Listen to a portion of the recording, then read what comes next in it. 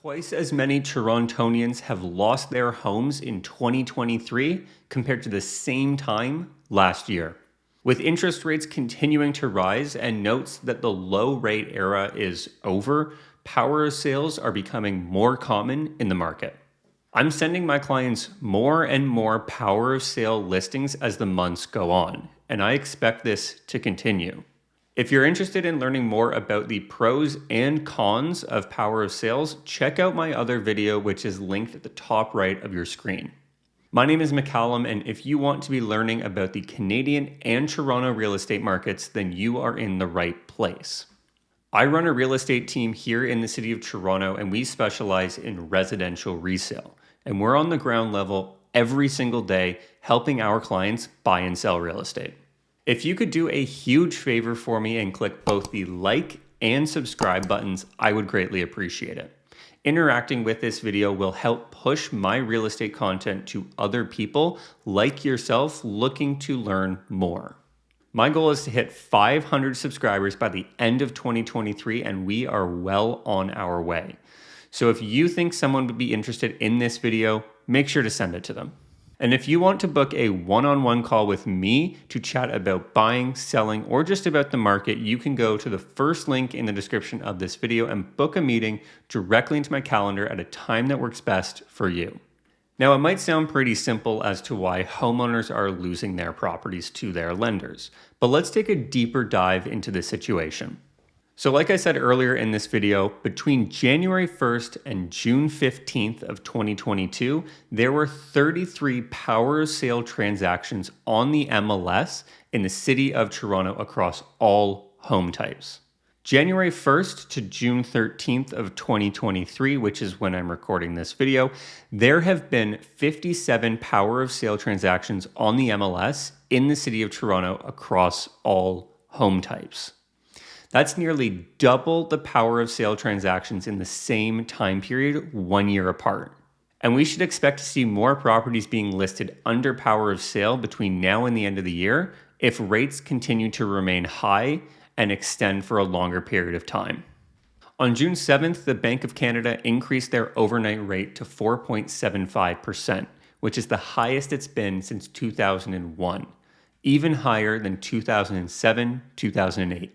Okay, so rates have increased, but who are the people who have lost their homes? Well, let's start off with the low-hanging fruit here. People who have been laid off from their jobs are susceptible to power of sale on their property, regardless of the type of mortgage they have, whether it be variable or fixed. And then we have homeowners who bought in 2018 or later on a fixed rate mortgage, which is now up for renewal. This is a smaller percentage of people because fixed rate mortgages are far more predictable, and the holder of this product knows when their term is expiring and can thus make changes to their household needs prior to ending up in a power of sale situation. And then there are homeowners who purchased real estate with the intention of flipping or renovating who have been caught up in a bad spot financially as rates and construction costs have risen. And then we get to a more common situation, which is variable rate mortgage holders not being able to pay their loans back with the rising rates. Now, the question you may be asking yourself is, shouldn't the stress test help with eliminating power of sales? Because when a mortgage is taken on, the borrower needs to qualify at a higher mortgage rate. Yes, that's exactly the purpose of the mortgage stress test. Have buyers qualify at a higher rate than their mortgage in order to prevent power of sales and the borrowers losing their properties to the lenders.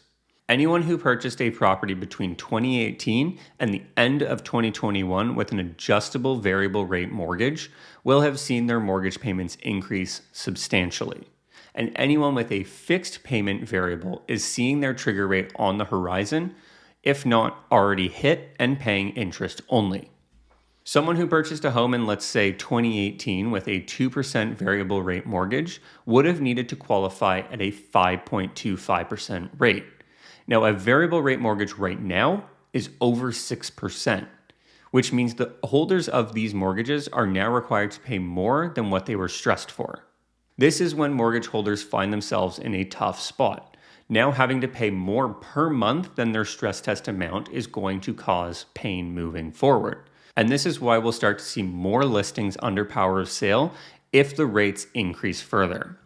The next question you're probably asking yourself is, why are properties under power of sale not more common than they are right now? And the answer is because banks are now extending amortization periods. And now an amortization period is the time in which your mortgage is to be repaid by. A typical amortization period with under 20% down is 25 years, and over 20% down is 30 years. And every month the amortization period should lower. By extending amortization periods, it's allowing homeowners who would otherwise be in financial stress due to rising rates keep their homes. Canada's big banks suddenly have a lot of mortgages with long remaining terms. Topping the list was BMO, with nearly a third, so 32.4% of their portfolio having 30 years or more remaining as of Q1 of 2023. The amortization period is supposed to go down each and every month you pay your mortgage. However, we are now seeing amortizations increasing.